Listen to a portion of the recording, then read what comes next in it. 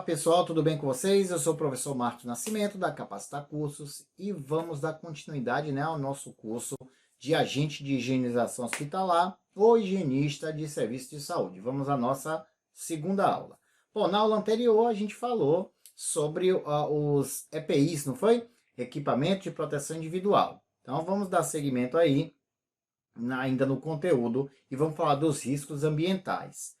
Bom, são considerados riscos ambientais os agentes físicos, químicos, biológicos, ergonômicos e de acidentes mecânicos, que possam trazer ou ocasionar danos à saúde do trabalhador nos ambientes de trabalho, em função de sua natureza, concentração, intensidade e tempo de exposição a esse agente.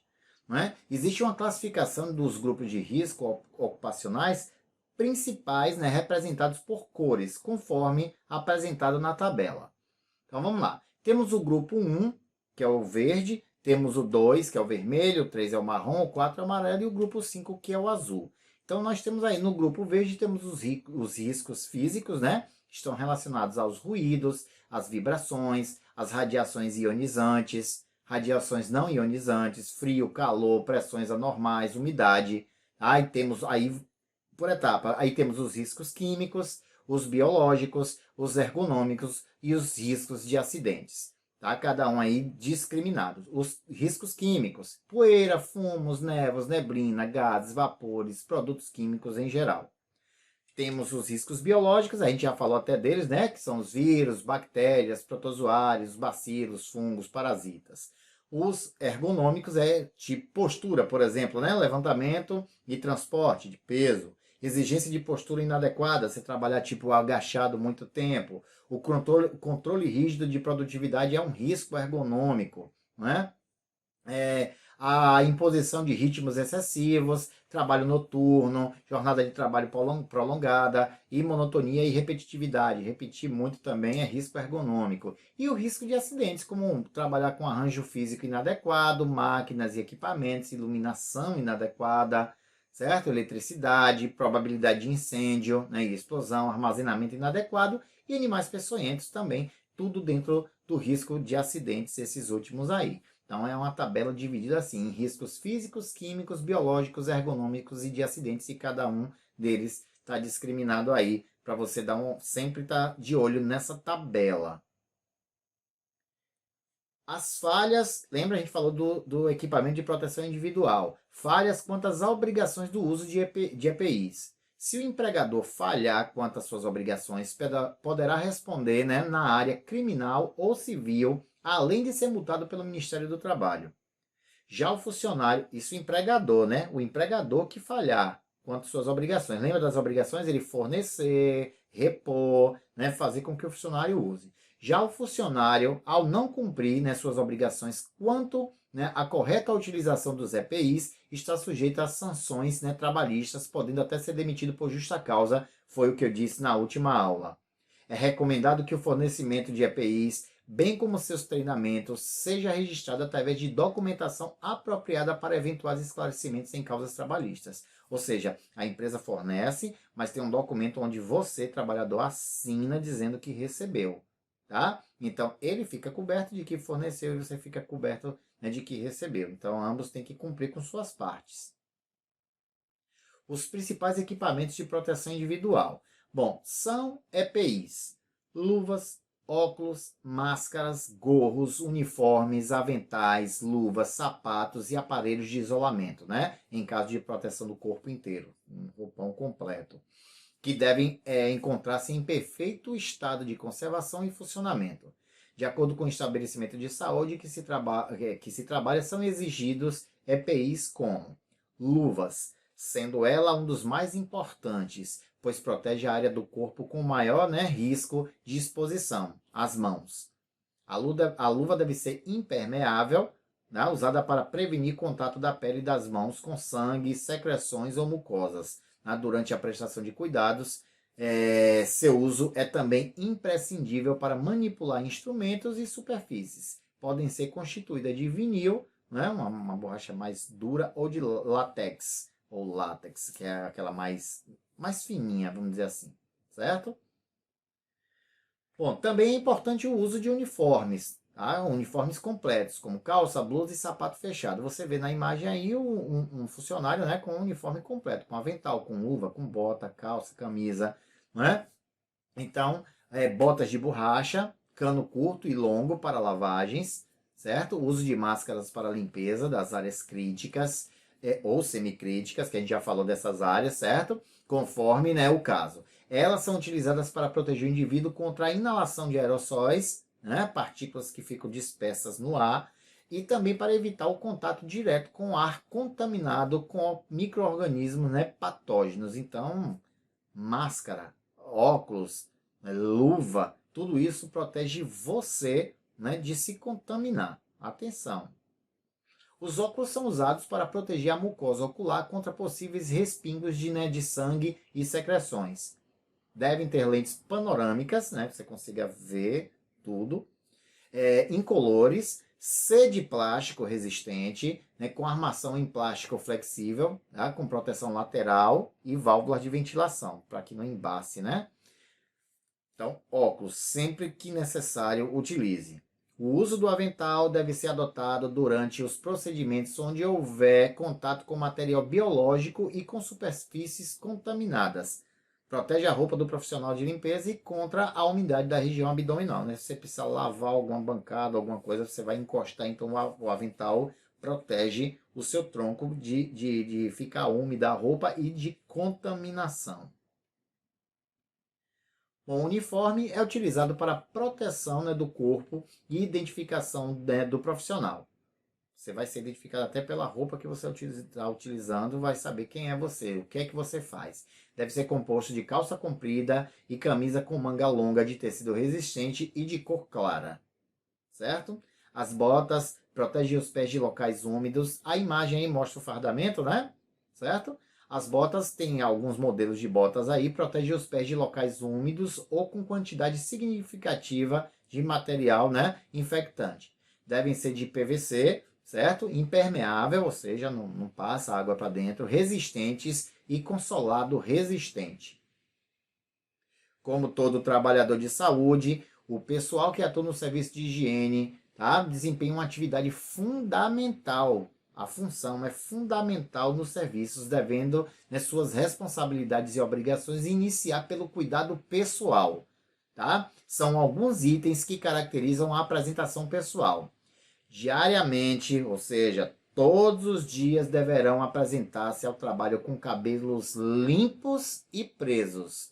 Limpos e lave seus cabelos todos os dias, principalmente porque você trabalha num ambiente de hospital, num ambiente hospitalar, certo? O cabelo tende a estar contaminado, então lavado, tá? Limpos e presos. Usar, isso vale para homem e para mulher, os dois. Usar uniforme mantendo limpo e passado. Você não pode guardar o seu uniforme numa caixinha de fósforo e tirar na hora e vestir todo amassado, né? Tem que estar limpo e passado. Manter as unhas curtas, limpas e sem esmalte, no caso das meninas. Não fumar ou comer nas instalações internas. Jamais se alimentar dentro do ambiente, né, interno do local de trabalho. Higiene pessoal diária, banho e utilizar desodorante. Sempre. Certo? Eu sei que, professor, eu sei que tem que tomar banho, mas sei lá, tem gente que não é muito chegado no negócio, né? Então é importante lembrar isso aqui. Utilizar material de proteção individual, que a gente já falou, como luvas de borracha, né? Quando estiver expostos à atividade de risco, né? A atividade de risco, como avental, botas e óculos de proteção. Utilizar o crachá de identificação sempre. Sempre o crachazinho preso, seja ele de aqui ou no pescoço, com o seu nome identificando você. Para que a remoção da sujidade ou matéria orgânica não se constitua em risco, né? A pessoa que os manuseia e ao local onde está, né? E ao local onde esta limpeza ou descontaminação é realizada, é imprescindível o uso do equipamento de proteção individual, como preconizado nos procedimentos de precauções universais e de segurança. A tabela 3 apresenta um quadro com o uso de equipamentos de proteção individual em relação a cada método e produtos de desinfecção e esterilização, tá? Segundo a Agência Nacional de Vigilância Sanitária, já de 1994. Vamos a essa tabela. Então, observe, viu? Temos a primeira coluna, que é o método e o produto utilizado, a toxicidade, né? E qual é o equipamento necessário, equipamento de proteção individual necessário. Vamos lá, tem o método de autoclave, certo? Não há um nível de toxicidade, ou seja, de contaminação, mas o equipamento necessário para o uso é a luva de amianto, né, de cano longo. É como se fosse uma luva de malha de ferro, vou usar esse termo assim para ficar mais claro. Você já deve ter visto algo parecido, para quem nunca teve acesso a esse tipo de equipamento, no açougue. O açougueiro gosta, não, precisa, né? Usar uma luva de amianto, não é? Então, de cano longo.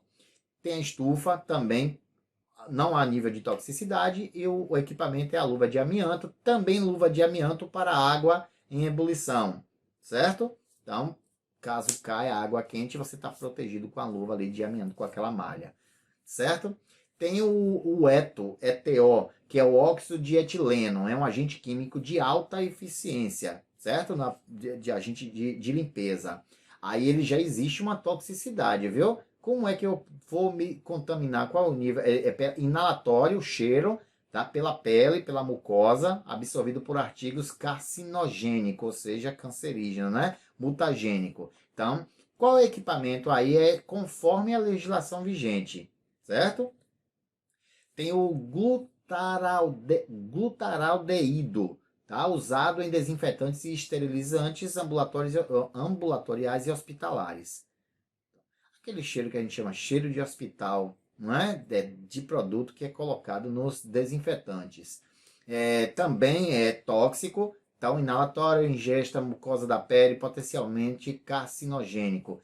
Aí, professor, como é que eu me protejo? Já sabe, né? Luva, máscara, óculos, certo? Então, ele está dizendo que o EPI necessário para o glutaraldeído é a máscara com filtro químico. Ela tem uns coisinhas aqui que é o filtro químico. Óculos, luvas de borracha e avental impermeável para você não ter contato direto com esse material, certo? Tem o formaldeído, que também a mesma coisa, pela mucosa, pela inalatório, o uso de máscara, óculos, luva e avental.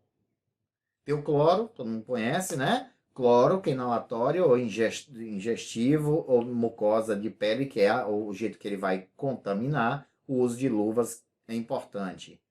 No caso de álcool, ele não tem toxicidade e não há necessidade de nenhum uso de equipamento, né, de proteção para o trabalho com álcool, certo? Tem iodo e derivados, certo? Ele é tóxico à pele e à mucosa, então é necessário o uso de luvas.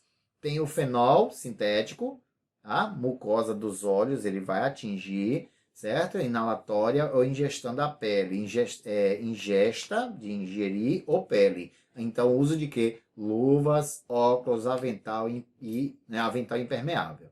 E o uso de luva para o quaternário de amônia, certo? Que é usado na superfície, tá? Ele é tóxico, né? Pode ser absorvido pela mucosa, mas é de baixo risco, mas é interessante que se use luvas.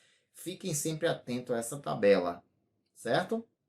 Sempre que for usar algum tipo de material, consulte a tabela. Vai chegar um momento que você decora, você já sabe o que você vai ter que usar para cada tipo de produto químico ou de tipo de limpeza, qual é o EPI, né, necessário, certo? Vamos lá. A higienização de estabelecimentos assistenciais à saúde. Bom, nesta unidade, você aprenderá como realizar a higienização de estabelecimentos assistenciais à saúde. De que maneira você conseguirá obter um local que assegure, né, a saúde e bem-estar de todos de forma correta e organizada, e ainda como gerenciar os resíduos gerados nos estabelecimentos assistenciais à saúde. É possível manter um ambiente ocupado por pacientes tão limpo quanto num ambiente vazio? Vamos descobrir, né? Vamos lá, nós temos a higienização concorrente e terminal. Bom, a higienização deve ser extremamente eficaz, a gente já falou disso, né, nos ambientes onde os pacientes se encontram, assim como no ambiente que se encontra vazio. A limpeza deve ser feita da mesma forma no ambiente ocupado como no ambiente vazio. Para isso é necessário realizar a limpeza do local com muito cuidado e organização. Quando esta higienização ocorre no ambiente ocupado, chamamos de higienização concorrente, certo? É um processo de limpeza, tá? É um processo de limpeza diária de todas as áreas da unidade de saúde, objetivando a manutenção e reposição de materiais de consumo diário, como papel higiênico, papel toalha, sabonete líquido e etc. Certo? Quando o ambiente se encontra desocupado, chamamos de higienização terminal. Então, é uma limpeza ou desinfecção de todas as áreas da unidade de saúde realizada periodicamente de acordo com a criticidade das áreas, né, com data, dia da semana e horário pré-estabelecido. Esta é uma higienização que ocorre em todas as superfícies horizontais e verticais e também nos mobiliários, a chamada limpeza, né, terminal. A higienização é dita concorrente quando o ambiente se encontra, né, ocupado com pacientes e dita terminal quando o ambiente se encontra vazio. Lembrem sempre, viu? Questão de prova. Aqui vamos falar da técnica de 2 baldes. Bom, para iniciar a higienização de um ambiente, a técnica dos 2 baldes é utilizada para a limpeza, certo? Desinfecção e descontaminação. São utilizados baldes com cores diferentes, né, distintas, para separar as soluções que estão sendo utilizadas. Por exemplo, num balde vermelho, usa-se água com sabão neutro, certo? E no balde azul, coloca-se apenas água limpa.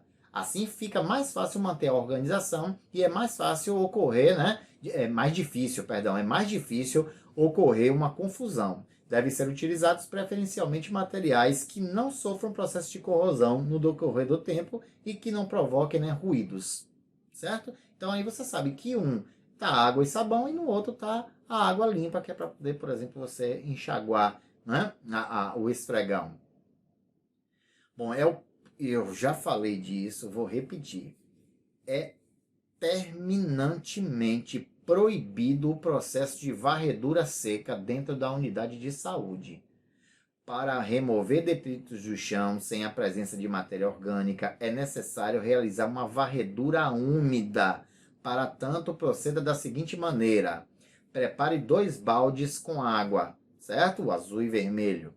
Inicie a varredura úmida de dentro para fora do cômodo, sempre da área mais limpa para a área mais suja. Não é para você não terminar trazendo sujeira para a área limpa. Então, da área limpa para a mais suja e sempre de dentro para fora do ambiente. Realizar a varredura com um pano umedecido em água limpa com auxílio do rodo ou com esfregão. Certo? Recolher o resíduo com auxílio de uma pá toda vez que sentir necessidade, evitando varrer resíduos em distância superior a 3 metros. Então você vem juntando, viu que percorreu tipo 2, 3 metros, você recolhe. Não levar resíduos até a porta ou corredor, recolhe dentro do local, do quarto, da enfermaria, do ambiente, da sala, do que for, certo? Então de dentro para fora, mas recolhe antes de chegar à porta ou corredor, ok? Para realizar a limpeza de superfície onde há matéria orgânica, como vômito, né, ou secreções, exige-se um cuidado diferenciado de locais onde não há matéria orgânica, obviamente. A remoção da matéria orgânica deve ocorrer utilizando-se papel absorvente, sempre usando luvas de látex, depois da remoção, certo? Depois da remoção, desprezar os papéis e luvas no lixo adequado. Aquela luva, gente, branquinha, né? Que eu falo, látex, aquela fininha, papel absorvente, removeu, joga tudo isso fora, certo? No lixo adequado, certo? Limpar cuidadosamente com água e detergente neutro, usando luvas de PVC. Aquela luva mais grossa, né? Para poder fazer essa limpeza. Enxaguar a superfície, utilizando pano embebido em água limpa. Secar cuidadosamente e aplicar, né, o álcool 70% num sentido unidirecional por 3 vezes consecutivas, né, caso se trate de uma superfície imobiliária. Se for na parede ou piso, não é necessário aplicar álcool. Mas se for numa superfície, né, como uma mesa, por exemplo, ó, gente, unidirecional. Você não fica fazendo assim, não, ó. Você, ó, pegou aqui e E aí você vem sempre no mesmo sentido, tá? Chegou aqui no final, levanta a mão e desse jeito. Nas áreas críticas e semicríticas, a varredura úmida deve ser realizada utilizando pano úmido, tá? E rodo ou esfregão. É proibido o uso de varredura seca como vassouras, pois levanta poeira e bactérias que estão depositadas no piso. A varredura úmida pode ser realizada com mop ou rodo, tá? E panos de limpeza de pisos. O mop é o esfregão, aquele cabo com aquela coisa de pano parecendo uns cordões, né, na verdade, chamado mop. Ou rodo, ou tem o carrinho mop, né, que o pessoal chama também de mop, o conjunto completo, certo? Ou rodo e panos de limpeza de pisos. Aí tá isso na vigilância sanitária desde os anos 2000. Vamos lá. Artigos e superfícies. Nós temos aí na imagem, né, o papagaio, a imagem de cima, e o chamado comadre, certo? Aí o pessoal fazer o pipi, fazer cocô, é usado o pessoal acamado. Os artigos compreendem instrumentos, né, artigos e superfícies. Os artigos compreendem instrumentos, objetos de natureza diversa, como utensílios, né, talheres, louças, comadres, papagaios e etc., acessórios de equipamento e outros. Nas superfícies estão compreendidos mobiliários, pisos, paredes, portas, tetos, janelas, equipamentos e demais instalações. Substâncias compreendem os produtos como água, pós, vaselina e outros. Utilize APIs. Sempre, independente do processo ao qual o artigo é submetido, ele é considerado um material contaminado. Jamais toque nenhum tipo de equipamento, de artigo, né, de instrumentos sem o uso do equipamento de proteção individual, como máscara, óculos, luva, principalmente. Certo? Você está se protegendo. Aqui nós temos a classificação de risco dos artigos, né? Temos o tipo do artigo, como identificá-lo, qual o procedimento e o exemplo. Nós temos o artigo crítico, certo? Então, como identificá-lo? Ele entra em contato com vasos sanguíneos ou tecidos livres de micro-organismo. Qual o procedimento? Esterilização. Exemplo, é o instrumental. Temos o artigo semicrítico, entra em contato com a mucosa ou pele, tá? A pele não íntegra, a pele tipo machucada. Aí o procedimento é esterilização, desinfecção, certo? Como inaladores, inaladores e os gastroscópio, certo? E temos o artigo não crítico que entra em contato com pele íntegra, pegou na pele apenas, a desinfecção ou limpeza, como comadres e termômetro. Pegou, né? Toque da mão, mesmo que não esteja, a pele não esteja machucada, né? Não tenha lesão. As superfícies hospitalares fixas, como piso, parede, teto, porta, mobiliários e equipamentos, não representam risco significativo de transmissão de infecção na área hospitalar, tornando-se desnecessária a desinfecção ambiental de rotina, a menos que haja respingo, certo? Ou deposição de matéria orgânica quando é recomendada a desinfecção localizada. Aí está na Fiocruz 2003. Ou seja, você não precisa ficar limpando parede, fazendo a desinfecção constantemente, todos os dias, né? Diariamente ou a cada hora, né? A não ser que haja respingo, né? Espirrou sangue, respingou sangue na parede, ou vomitou e pegou aí é necessário fazer essa desinfecção, certo? Vamos lá. Procedimentos sequenciais de artigos e superfícies hospitalares. Limpeza. É o procedimento que utiliza água e sabão, auxiliada por esponja, pano, escova, sendo um trabalho manual ou com utilização de máquinas de limpeza. A limpeza mecânica com água e sabão, via de regra, realizada manualmente com auxílio de escova, né, e com uso de equipamento de proteção individual, visa a remoção de todo material estranho como óleo, sangue, pus, fezes e outras secreções, bem como reduzir os micro-organismos presentes nos materiais médico e cirúrgico. Então, a ideia é essa limpeza mecânica, né? Remover todo esse material estranho aí que esteja na superfície. Preconiza-se a limpeza com água e sabão ou detergente de superfície fixas de todas as áreas hospitalares, promovendo a remoção da sujeira e do mau odor e reduzindo a população microbiana no ambiente hospitalar. Aí é uma portaria número 930 de 1992, tá? que preconiza que a limpeza com água e sabão, né, de superfície de todas as áreas hospitalares, que promove a remoção da sujeira e do mau odor. Vamos lá, método de limpeza. Limpeza concorrente. A gente falou dela, né? Que é aquela onde o local está ocupado. Método. Vamos lá, qual o método utilizado? Limpeza úmida para todas as superfícies utilizando baldes de cores diferenciadas, já falei, né? Um contendo solução detergente e outro contendo, né, água limpa. Trocar a solução dos baldes a cada ambiente. Limpou um ambiente, vai para outro, você troca a solução. Nova água limpa, nova água com sabão. Certo? 2. Limpeza do banheiro. Lavar. Limpeza de banheiro. Técnica. Iniciar sempre da área mais limpa para a área mais suja. Conforme a imagem que vocês podem ver aí, não é? Sempre da área mais limpa para a área mais suja. Utilizar movimento único em um só sentido. Certo? Sempre num sentido para a limpeza de todas as superfícies. Do mais distante para o mais próximo e sempre do fundo para a porta. Ou seja, você vê que na imagem aí de cima, né? Não pode ser várias direções. Não é? Ele está em vermelho. No desenho de baixo ele mostra sempre mesma direção. Da área mais limpa para a área mais suja. Temos a limpeza terminal. Utilize a técnica dos 2 baldes. Procedimentos. Reunir e organizar todo o material necessário no carrinho de limpeza. Colocar o carrinho de limpeza do lado da porta de entrada do ambiente, tá? Sempre do lado de fora. O carrinho sempre do lado de fora, do lado da porta.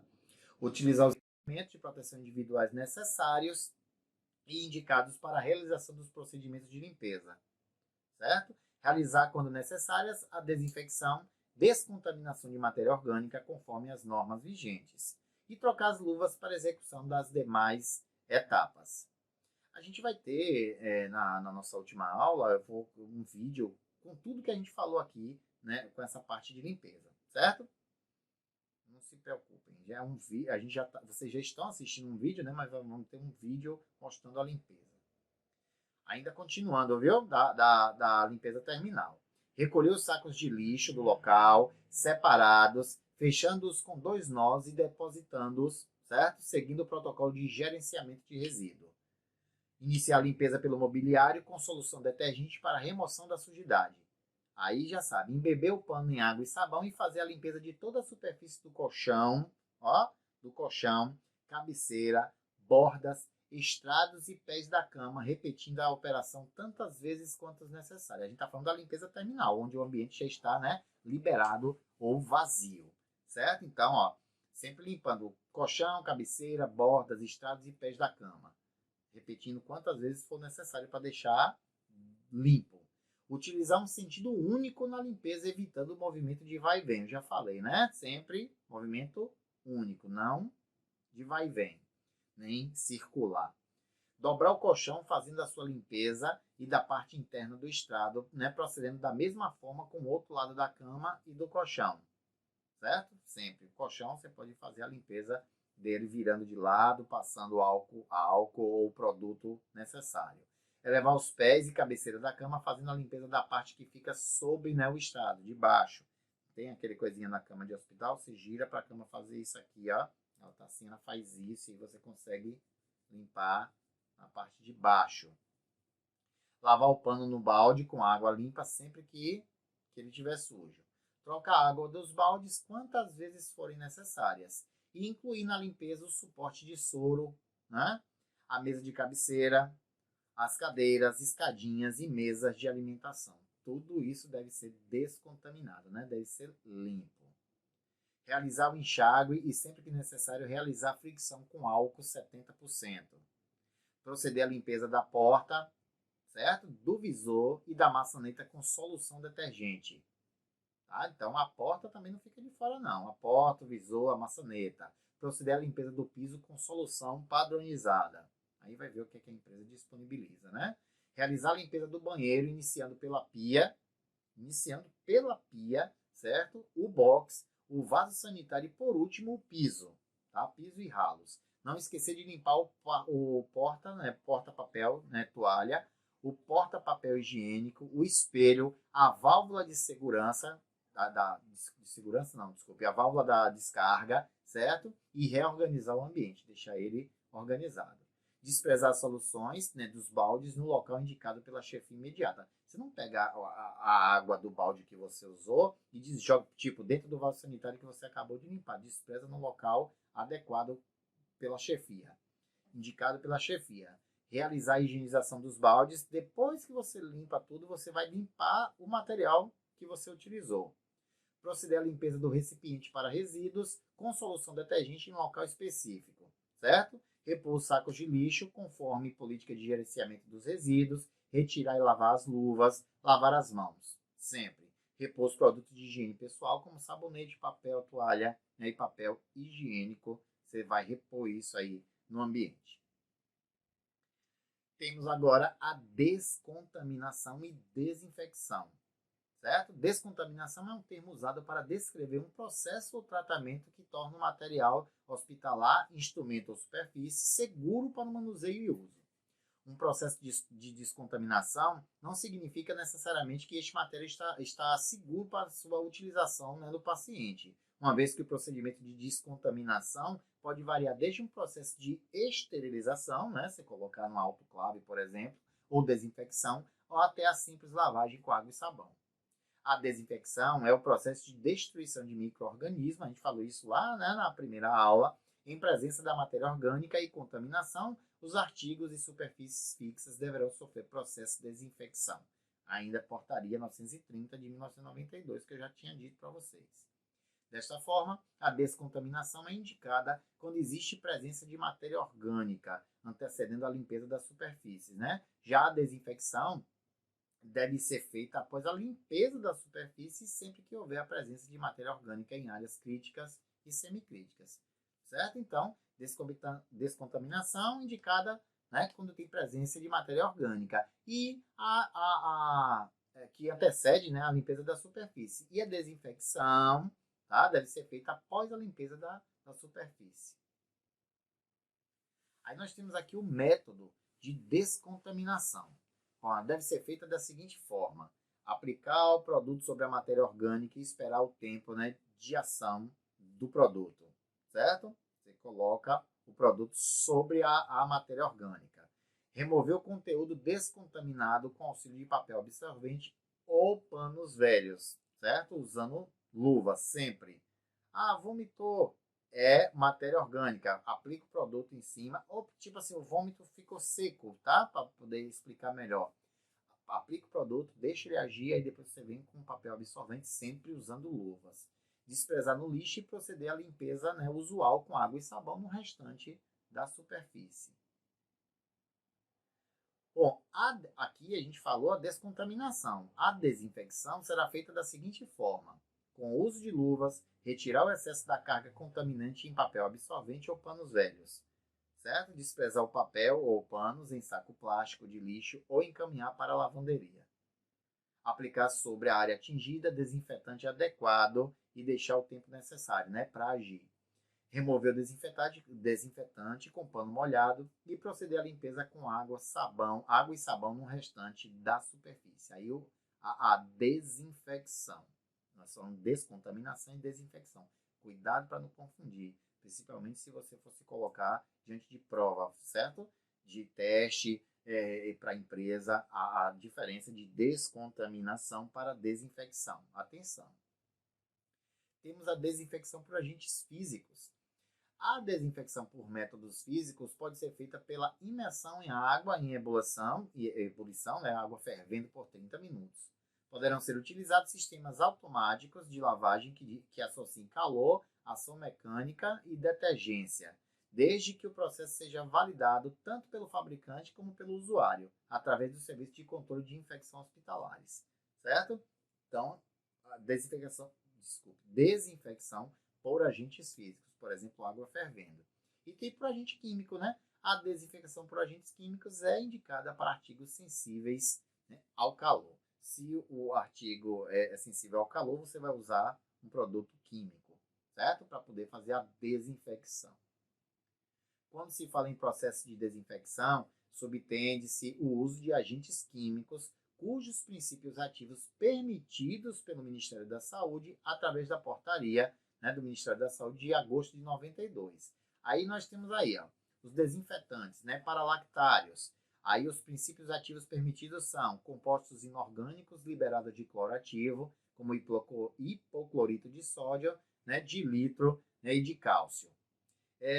Temos aqui para os desinfetantes hospitalares para superfícies fixas. Aí nós temos os fenólicos, os quaternários de amônio, compostos orgânicos e inorgânicos, né, liberadores de cloro ativo, iodo e derivados, álcools e glicóis, tá, biguanidas, outros princípios ativos desde que atendam a legislação específica, certo? Desde que o Ministério da Saúde autorize. Bom, temos os desinfetantes, para hospitalares para artigos, como aldeídos, fenólicos, os quaternários de amônio, compostos de orgânicos liberadores de cloro ativo, iodo, álcool, biguanidas e outros também, né, que atendam a legislação específica, certo? Esses são os produtos ativos permitidos, princípios ativos permitidos. Bom, a gente para por aqui. Na próxima aula, a gente vai falar aí dos princípios ativos como os desinfetantes. Aí a gente vai falar de álcool, detergentes, entre outros. Certo? Espero que vocês tenham gostado do conteúdo. Estudem, leiam a apostila. Caso tenha dúvida, é só chamar no privado que o professor tira a dúvida na hora. Ok? Muito obrigado pela atenção e até a próxima aula. Tchau, tchau.